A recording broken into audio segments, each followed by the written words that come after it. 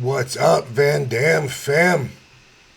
You know, Wikipedia has had my name listed wrong for so long, and I've just never bothered to correct it. Never really cared what anybody thought my middle name was. It's been on there so long that now it's fairly often I see my middle name mislabeled in contracts in business. Who'd have thought that they use Wikipedia for a source if they're a legit company, right? Ever think about how often we worry about what other people think? I mean, sometimes you have to. It's important. You know, friends and family, you want them to like you.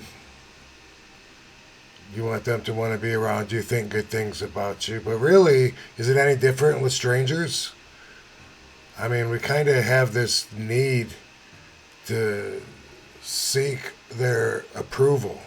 Complete strangers. If you end up, I don't know, say, sitting by a stranger and you break ice and talk and you say anything, maybe you just smile. You want to smile back. You're expecting that. You don't want to frown. Let's say you just say, looks like it's going to be a nice day. You have this need. You want a positive response. You want them to like you. You don't want them to say, fuck off.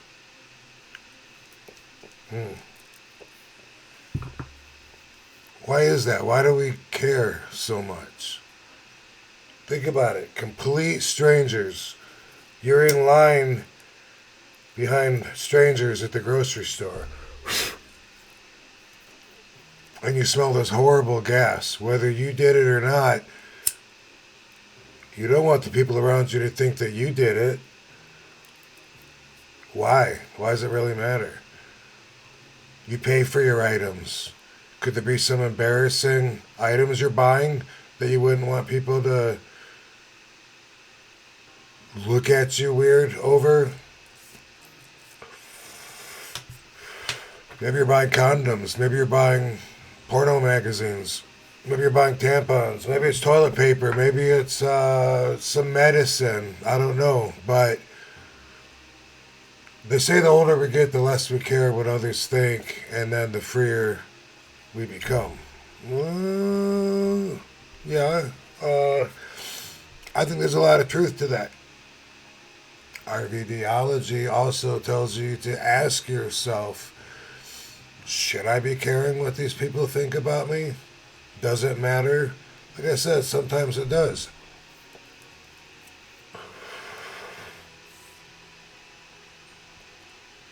I don't usually smoke on Rvdology episodes. Got a small frame of time here. This is my pre-workout doobie. Do I care what you guys think? I do, actually. Haters can completely discount anything that is being said if it's being said by a stoner, let alone someone smoking weed. They can completely ignore logic, facts. Do I care what they think? Well, yeah, it kind of annoys me that they're just such shallow thinkers. First level thinkers is what I call them. A first level thinker thinks and feels from a first hand perspective only. They know what they think, how they feel. That's as far as their abilities go.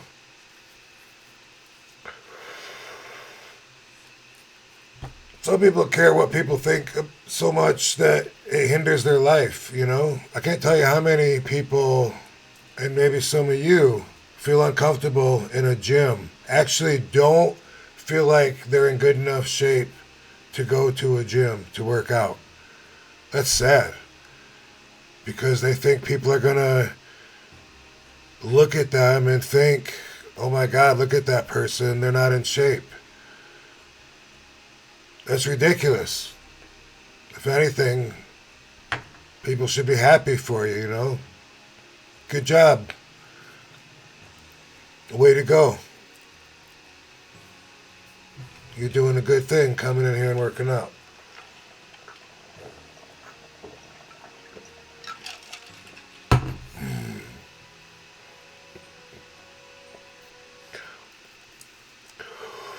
You're at work, you care what your boss thinks, right? You got to. You work with people, you care what they think.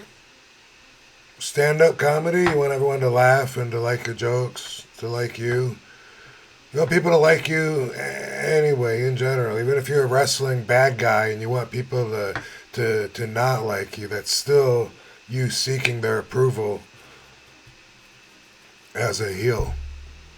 It can be paralyzing being afraid of what someone might think.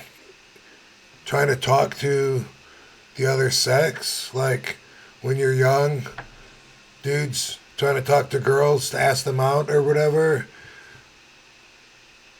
The ones that get ahead are the ones that say, hey, what's the worst that can happen? Fucking, she'll say no, and she'll know that you liked her. It should be that easy, but it don't work that way.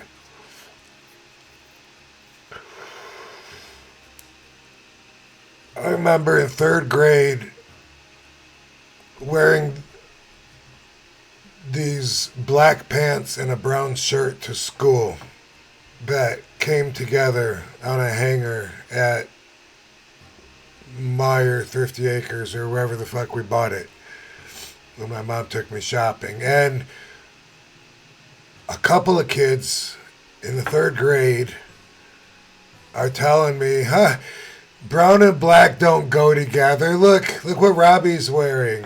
It doesn't even go together. I hated that feeling. I wore it again, and then this girl is like, what is wrong with you? I told you not to wear that. Why are you wearing that again? It doesn't go together. And I was like, yes, it does. My mom said they wouldn't have sold it together if it didn't go together. I hated that shit so much. That whole part of life. I pushed back against that. That's why I became the nonconformist that I am. One of a kind. And you know what? Now I have followers that respect me and respect my ways. That's what Rvdology is all about. I'm just trying to share my ways for those of you who care, because it could help you.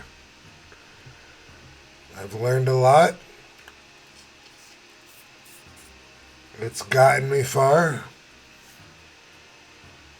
And I'm trying to share. So think about it. You know, should I care so much what this person thinks? Or should I base my decisions based on what other people think or what I think? What's really important? You know, before I'd ever met Bill Goldberg, I planned on not liking him. I had heard or read in some interview that he bashed ECW. Took that personal. One time when I was in WWE, 2001 or 2 or 3, somewhere around there, Bill Goldberg was there. And we were both in catering at the same time. And ended up standing beside each other. I can't remember if I was planning on saying something to him. I don't know. But he was so forward, he stuck his hand out right away and said, Rob, man, great to meet you. I'm such a big fan. You're such a great wrestler. He was as cool as could be. Why should I have cared what he thought about ECW and based my opinion on what his opinion was? Anyway, I think he might have said something to the effect that There's only one or two guys there that had talent, me being one of them, when I got some more info later on. But even so, should it matter? What is that about? Why does it... We can't control what other people think about us or what they think about anything. We have no control over it, but yet we base our decisions on it sometimes. Sometimes it's for control. We want people to think that we're in control. We want them to submit. Like when people are about to fight, a lot of times, listen to them. They're both so sure that if something goes down, that they're going to triumph. They're just like, dude, just touch me. Oh, just touch me. I'll fucking kill you, man. I swear to God. And the other person wants them to know. You think so, motherfucker? Dude, I'll fucking whip you. You ain't kicking nobody's ass. How do they know? Anyway, we'll talk about accountability soon on a different video. But they want the other person to submit. They want the other one to think that the first person is in fact going to be triumphant, is tougher, is going to win, and then it makes it more true, right? Someone's scared of you, it makes it a lot more true that you could kick their ass. Might not be as true if they stand up to you. It's crazy. In 2016, I went to do this stand-up comedy tour that I had scheduled. And I showed up with a concussion on day one. I was seeing double. Had a match a few days ago, got whacked in the head. Felt fine except for I was seeing double. So I went ahead forward with the plans. What do we do? Nine shows, I think. I'm not really sure. But anyway, lots of driving with Tom Garland. Cool dude. And Joe Clark, another cool dude. Anyway, I was doing behind the scenes interviews describing my symptoms, telling the camera I got double vision still. Like it's day 4 and it isn't going away yet. I've never had that happen before. It's so crazy. I'm sure it'll go away though. Doing what we can here. And I really wasn't going to use that footage at all because I didn't want everybody to think that I was fucked up. I pride myself on being tough, even amongst a caliber of tough, durable people. I stand proud as somebody that doesn't get hurt too much at all, even though I have a very physical style, a very rough job, and put a lot into it. I've had lots of concussions where my vision was a little wacky. Maybe things are spinning or they're tilting. Sometimes I see double. Sometimes some floaters. It always goes right away after the impact in my head. A couple seconds, it goes away. I shake it off. This one did not. That's what made it different. But I figured it was going to go away, so I didn't want to document what was going on and expose that to the general public because I didn't want people for the rest of my life saying, hey, Rob, how's your vision? Are you doing better? Are you feeling okay? I hate that. It makes my skin crawl. When people say, I hope you feel better, I get defensive. Of course I'm going to feel better. What the fuck? You think I'm going to die? Oh, are you feeling okay? How you feel? For some reason, I don't enjoy that sympathy. That is a way to take someone's energy from being the victim, taking their pity. I usually don't enjoy that, and I push back against it. It has something to do with my ego and me thinking I'm invulnerable and always having that foundation when I make decisions. So there was a lot at stake when I made the movie Headstrong based on that concussion, because I knew people were going to hear that had concussion damage and they might not hear the whole story. Rumors might fly. I cared a lot what everyone was going to think. I didn't want it to affect my legend. The double vision didn't go away. You know, it's by the time we're ready to finish the movie, I still had double vision. Like, it was like a year and a half into it. And I think I think my vision was just getting better. And we wrapped the movie up. You know, it was one of those projects where the deadline kept getting pushed back and back and back. Not that we had a deadline, but the expectations. Watch that episode. We learned to drop expectations with Rvdology. But Joe Clark was ready. Come on, dude, let's wrap this movie. And we did. And I decided to go ahead, let's tell the story about what happened with my concussion. It's really interesting. We have it all on footage. And we followed me through the neurologist, the vision, exercises, all of it. And it just so happens to be that a lot of people were able to connect with it. And because I opened up and showed some vulnerability, people told me that they could relate to me more by saying that I have to overcome obstacles as well, whether it was concussions they had or other things in their life. So it was a really good decision to do it. I'm glad I did. Watch Headstrong on Amazon. If you haven't seen it, it's a very personal documentary.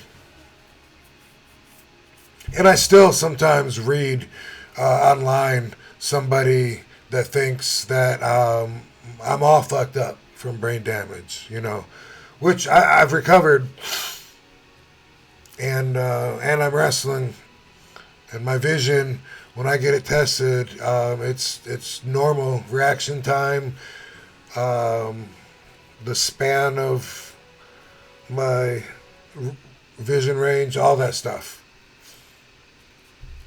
That's all normal now. And people have made up stuff that I forget stuff. I don't have a great memory.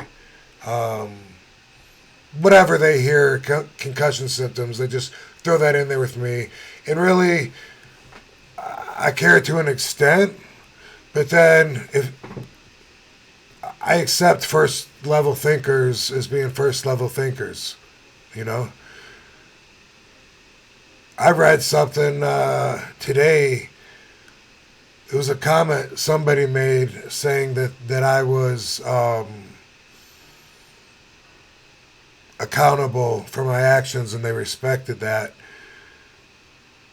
and that I had principles, something like that. And somebody's response was, "Oh, that explains his addiction to drugs." I read that sometimes. I've never been addicted to anything. And I've never been addicted to marijuana. And I'm not addicted to marijuana. First level thinkers, they don't want to know. So it doesn't bother me that much what they think. You know, I definitely don't feel strongly enough about it to type in a response. I rarely will do that on Twitter. Sometimes I'll do it if I think I have a funny comment, or if I think it's fun, something that a lot of people could learn from me mentioning something, or answering someone's question, or calling somebody out, you know. That's another example, though. One time, this is when I was with TNA Impact. Um, when I first got down there in 2010, NWO guys were there. I came in. Jeff Hardy actually called and said, "Hey, you thought about coming to TNA, man? I think you and I could rock this place." And I went there, and the crowd loved us. You know, it was fun being the top babyface with Jeff. And I made a comment one time on Twitter or something, saying me and Jeff are the rock stars down here, man. And Kevin Nash said something about it. He said something about, "Oh, you're rock stars? Then how come you're drawing 1,000 people a night when NWO was selling out arenas?" Something to that effect. And I thought it was a little bit funny. And of course, I thought, well, he's taking credit for selling out arenas. Like, whenever one wrestler or a tag team or whatever, one match, whenever somebody does that, I kind of feel like it's rude to the whole rest of the card because everyone drew. But besides that, though, I didn't care. I was like, you know what? I kind of like Kevin, and he's not wrong. We have 1,000, maybe 1,100 people a night, always with Impact, you know. So he's not wrong about that. I thought that was kind of funny. And I just left it at that. People tried to make it into something. Interviewing me, they asked me about it a lot. You know, what about Kevin Nash, you know, and, you know, saying this stuff on there. And I laughed it off. I was like, yeah, well, so what? I mean, he's right. I haven't been in the main event, sell out, making the big money position that NWO was in. But anyway,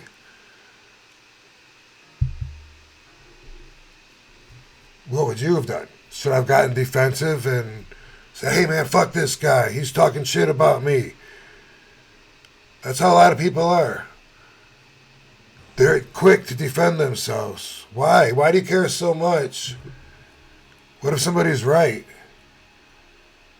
You know? Why are we trained to jump quickly and defend ourselves and stop people from thinking anything about us other than we're the shit, you know? Hey, I'm not a coward. You know, hey, I guarantee I'm richer than you. If anyone says that, then they're definitely a first level thinker. That whole guarantee thing, it's like they don't know what that means. It means that there's a guarantee, dude, so you got to pay the difference. All right. Anyway, this one's kind of long. That's what she said. All right, listen. I told you I got a short window of time here, but I want to make sure you get this point. Ask yourself, you know, like, dude, I have a friend, very heterosexual friend that's an actor.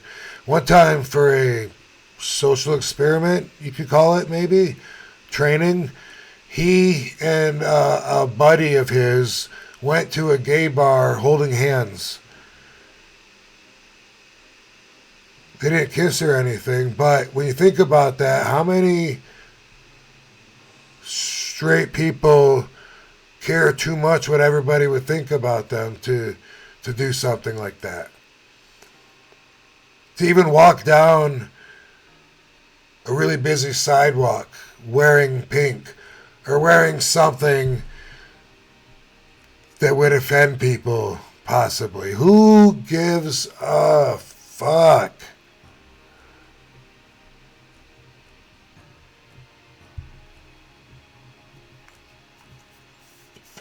There was this headline a few months ago. It said something to the effect of Conan and Disco Inferno say RVD couldn't wrestle with today's AEW wrestlers. Definitely paraphrasing. It was something to that effect. I don't know what it was exactly. Katie saw it and did what most people would do. Hey, what the fuck? I thought those were your boys. I said, so? She says, what, they're talking shit about you? I thought they were cool with you. Well, look, first off, I don't know if they're talking shit. Second off, they have a right to their opinion. If they think that I couldn't wrestle AEW's wrestlers for whatever reason, maybe they think I'd be too stiff, maybe they think I wouldn't bend in the ways that I wouldn't conform to the new style, that I'd be stubborn to my old school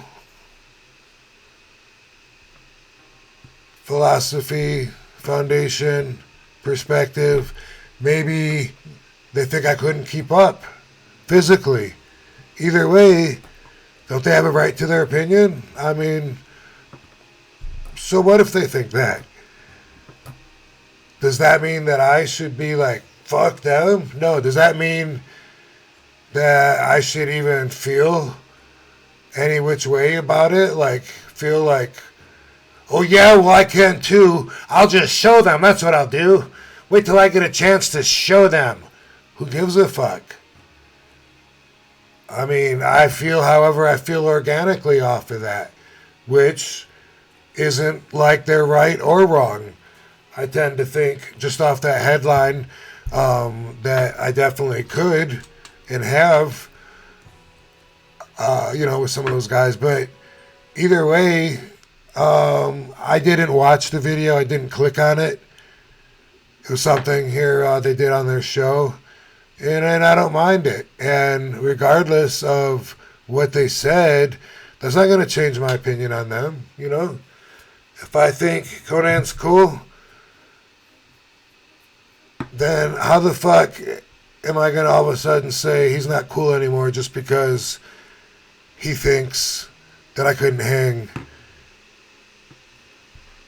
in today's AEW or whatever, which isn't even the case. But you get what I'm saying? If I like Disco, even if Disco straight up said RVD's too old and too whatever, even if he said fuck RVD's dick,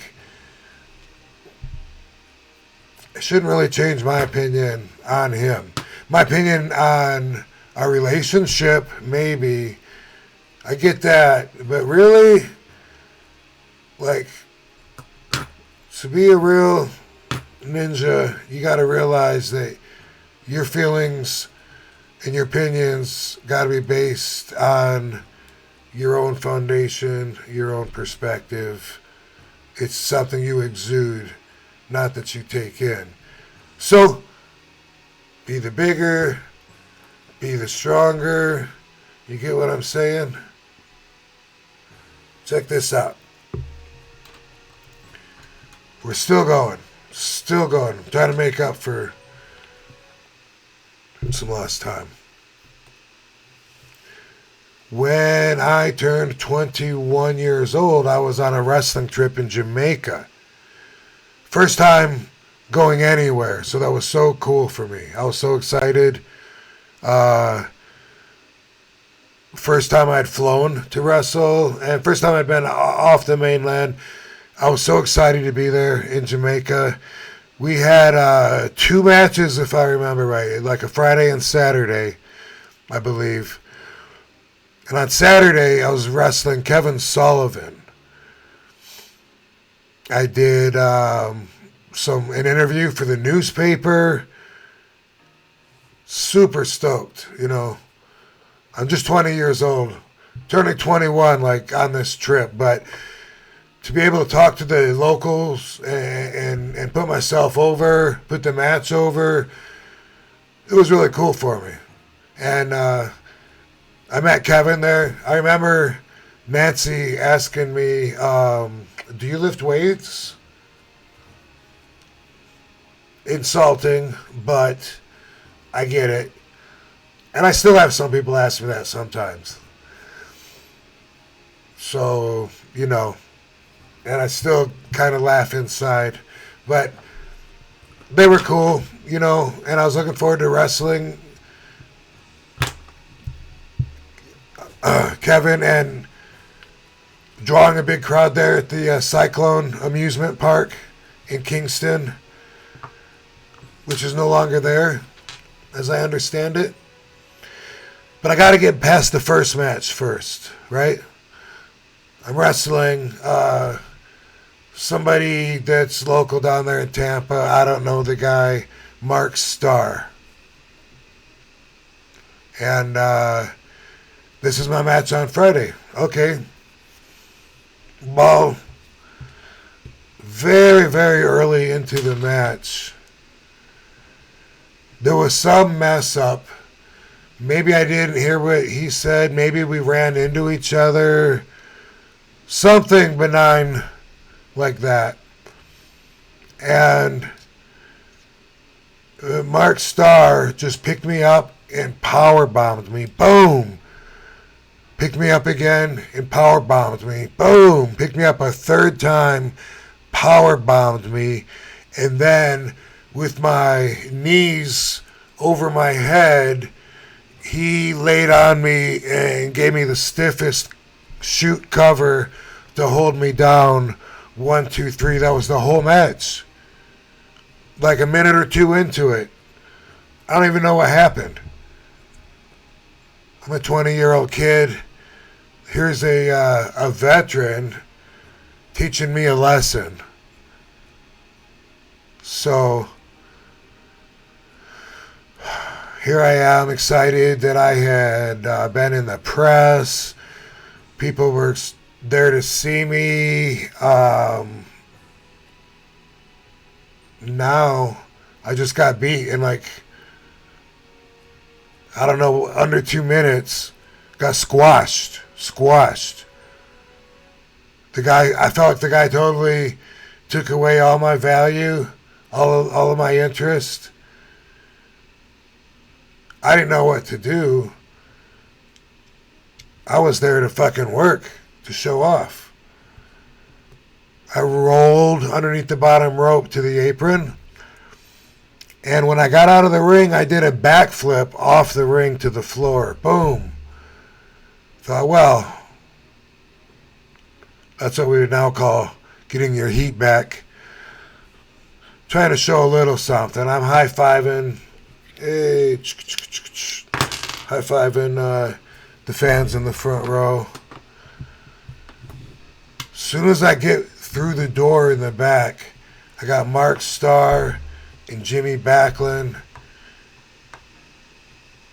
Coconut Kid standing behind them, and they're all there, totally right in my path. And they're like, "Who the fuck trained you?"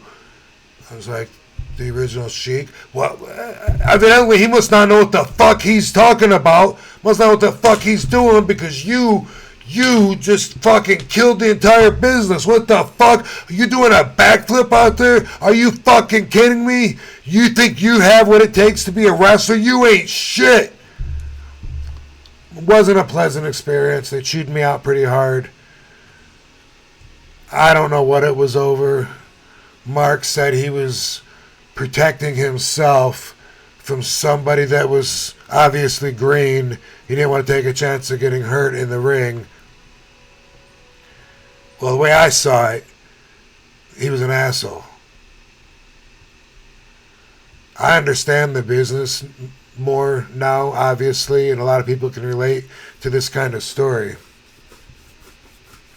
But I spent my 21st birthday trying to be away from everybody, sitting up on top of a vending truck in a remote parking lot in Jamaica, trying to meditate and find peace while fireworks are going off and tom-toms from voodoo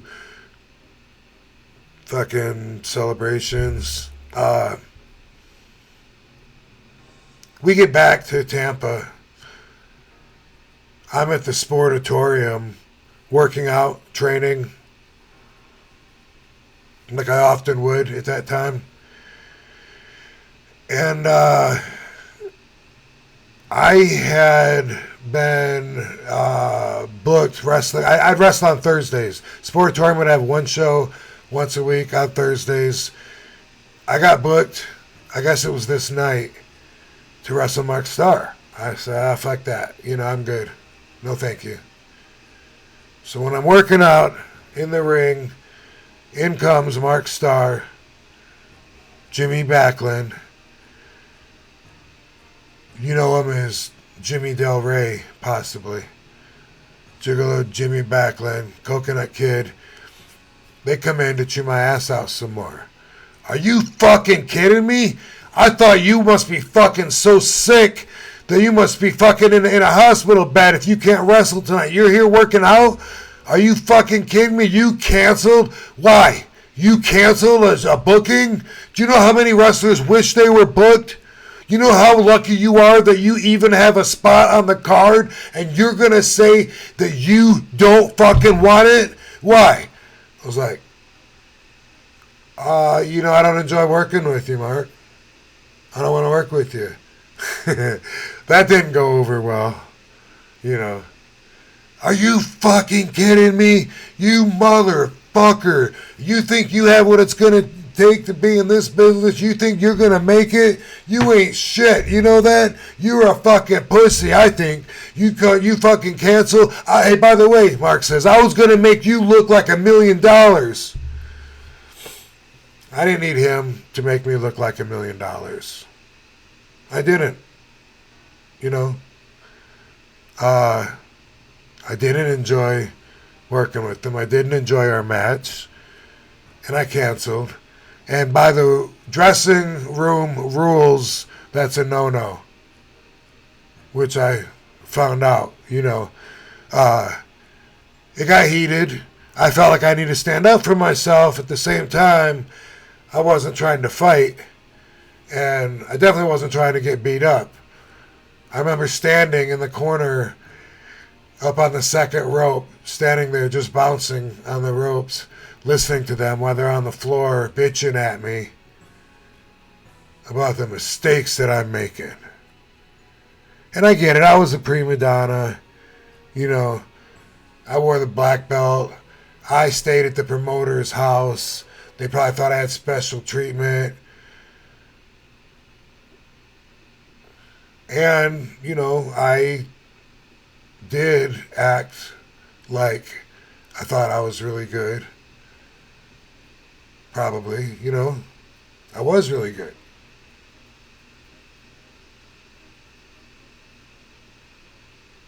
Several days later, it might have been the next week, while I'm there to work out, there meaning the Sportatorium in Tampa, Ron Slinker, the guy that gave me the name Rob Van Dam, the guy that got me hired in WCW, the promoter that I'm staying with, sleeping on his floor, horror stories. I've got audio files for the book.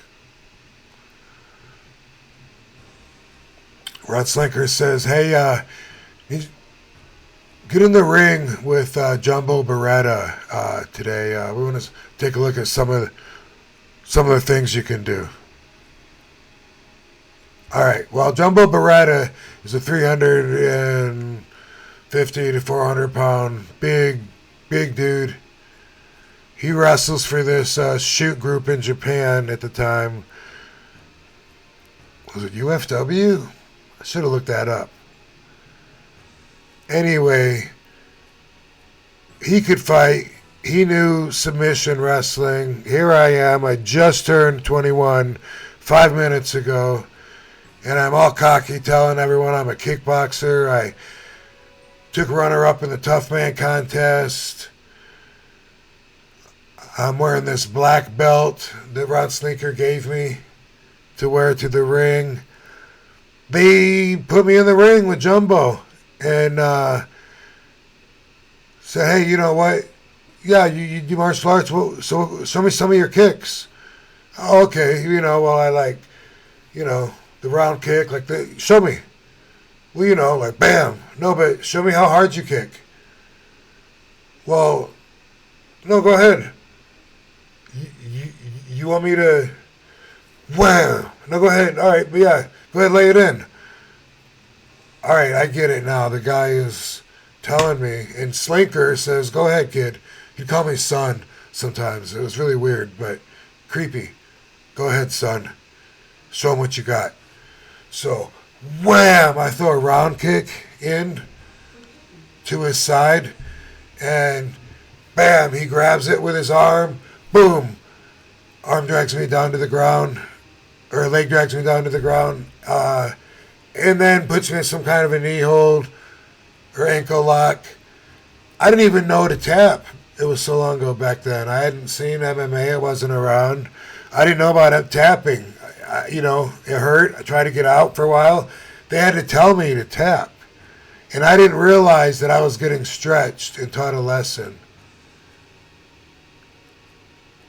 I realized it as it was going along, happening.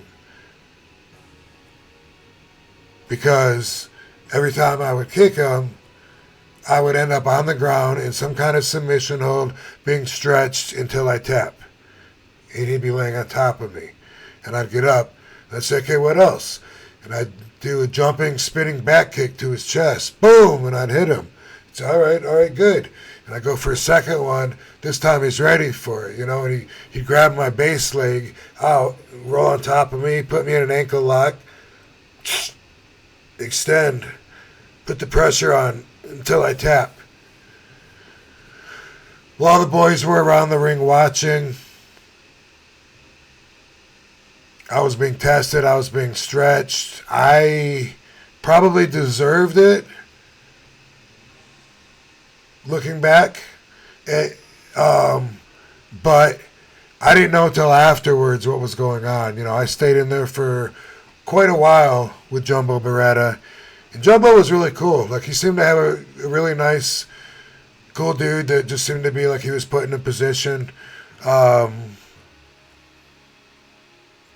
the end of the day, like, I kind of had like tears in my eyes from my body being so stressed out. And I was like shaking. My legs were shaking. My arms were shaking. I was like wobbly when I was walking because my body got beat up and stretched so bad. And then Slinker says to me, you did good. You did good today, kid. You did good, son.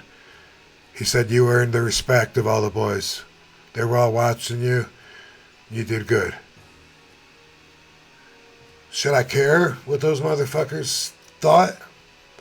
Well, yes. In that situation, yes. If you don't get over with the locker room, you're not going to get over with the crowd. You're not going to get over in the business. Those are the guys that set the standards. And however well I did do during that stretching routine, like I said, Jumbo was super cool. The lesson that I learned, I get it. That was an important lesson for me. I probably didn't care what the other guys thought about me as much before because they were like bullies to me. So I had that like, well, fuck them kind of attitude. Maybe you've had that yourself sometimes. But in reality, we just want everybody's respect. Even if people don't like me, that's a lot different than just showing blatant disrespect like trolls will do. We care what trolls think. And they care what you think so much they go out of their way to find you, to contact you, to give you a message that they hope will make you feel less good about yourself. Trolls are horrible creatures. but they stand out. I can't say I don't care what they think. Eventually, like I said, if they're first level thinkers, then I accept it and let it go. But I can see 99 comments about RVD's a vampire, you don't age.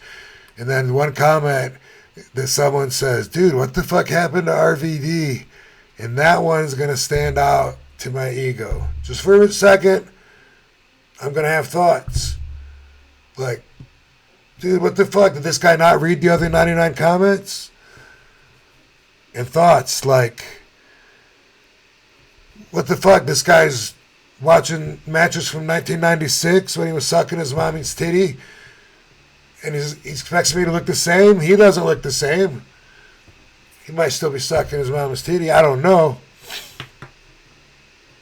But the whole stretching routine, the whole proving myself to the dressing room, that all had a place in the business. Now that the business is changing to a work-friendly environment, people would get fired for what was part of their job before.